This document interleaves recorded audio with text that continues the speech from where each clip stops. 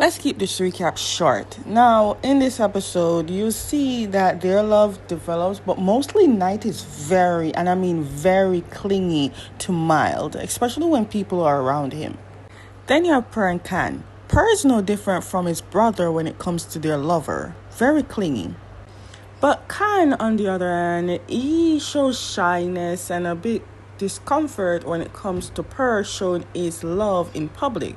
Because in public, he doesn't want people to see it. I don't know, he's just that person. He's not ready to tell people, oh, I'm in a relationship with this person. Not yet. Okay, so Tum and Tankla, I don't know about anyone else, but they stole this episode for me. And their closeness got everybody noticing. I mean, it's not hard for them to know who likes who, but also Tum's girlfriend noticed too, which annoys the hell out of me. Okay, so Tum's girlfriend and one night stand, not anymore. I mean, friends with benefit, but not anymore. It's very annoying. Because not only Tum's girlfriend finds it annoying that people are getting close, mostly Tankla is getting close to her boyfriend, but she's not even acknowledging him as the boyfriend. She's always acting like she's uptight and wants to get attention from Tum, but she doesn't care for him as a boyfriend. She doesn't really acknowledge him as a boyfriend. And then you have Knight's friends with benefit, not anymore. She's getting jealous of how Knight is getting too close with Mild. Hello, they're boyfriends. But yet she doesn't like it. She tries every tactics, even though some of the tactics are by accident, to get Knight's attention. And none of that works because Knight doesn't like her and Knight knows how cruel she can be. Then you're going to have a part where Per shows jealousy and sadness because a specific person keeps getting close to Kan. The sadness part is that Kan is more friendly and smiley with everyone else, but to Per, he feels like he's not getting the boyfriend treatment that he's supposed to get, and that smile and everyone else. Jealousy part is like people are getting close to him and he can't.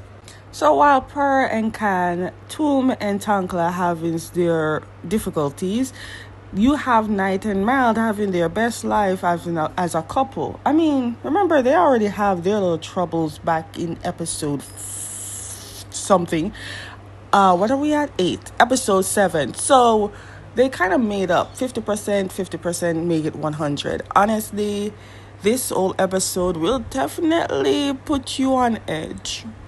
This part I appreciate because while everyone was drinking, Mild made sure to remind Knight that he can't drink because Knight already promised to Mild that he will never drink, especially what happened last time when he got drunk. Now, nothing really happened that time, but better safe than sorry, I always say. Honestly, that was the greatest move ever. Oh, let's not forget about Natcha and Great. Natcha, who likes Kan, trying her best to get over him, but every time she sees him get with Per, she literally out here drinking, trying to muster up courage to, I don't know, but there's gonna be a time where she really confronts Kan, literally expressing her love for him. But again, Kan will say he's not in love with her. I feel it for Natcha and I blame Kan because Kan let it went that far. He was too friendly. He was too kind. And that, because of those friendliness, kindness, got Natcha to really like Kan. I feel like Natcha didn't know the intentions that Kan was doing. And poor her, she thought that it was like gestures of love, but it wasn't. Then Great came to the crying Natcha and holy shit, she was in love with Natcha, which wasn't a shocker. The shocker part is that she went and kissed her as a way of confessing. Natcha wasn't expecting that. So my question is, what is episode 9 gonna give us? What are we gonna expect? Is Natcha gonna accept the fact that she's never gonna get Kan and slowly move to Great? Because it's not a bad GL. I do love how Per is very hyper and energetic when he's around Kan. I mean, we already saw how he could be when he's heartbroken, but The fact that Per knows that Khan loves him, especially wearing his gear, I don't think anything Khan can do to actually make him sad anymore. Because as long as Khan is wearing the gear, he's super happy. He never gets sad. This is the part where I say, thank God, hallelujah.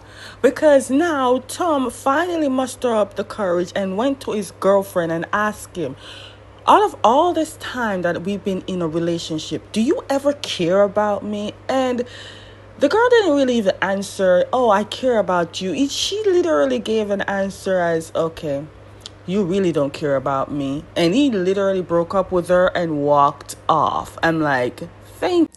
Then Tonka sees that Tom is looking down and went to check on him. Because remember, Tonka likes Tom. And whenever you like someone, you're going to notice the flaws. Anyways, Tom told Tankla that he broke up with his girlfriend. And at first, Tankla thought, did she break up with you? No, Tom said, I broke up with her, which, thank God, because now we realize that Tankla was telling him everything and he was too stubborn to see it until now. Okay, my advice for Tankla is that now that you know Tom is now single, I wouldn't rush into confessing to Tom just yet because he's just fresh out of a breakup. But I will advise you to slowly let Tom heal so you can move towards him. But don't make him heal and then move on and you pushing him to move on and you're going to still suffer with not telling your best friend that you like him. At least tell him that you like him, then find out if he likes you too or if he just wants to be friends. I don't know, but just don't rush into this fresh breakup. This is where I feel sorry for the girl that was once friends with Benefit, not anymore. But remember when I said there was a time that there was incidents that was not caused by her, it was literally an accident, and Knight didn't believe and think that she's causing problem for Mild? Well, this is it. Now, she accidentally fell off of a ladder and Mild was helping her and got hurt himself. Then Knight blames her for causing trouble. Honestly, I was feeling sorry for her because, I don't know. It's just something you feel sorry for her, but not completely sorry for her to the point where I'm on her side.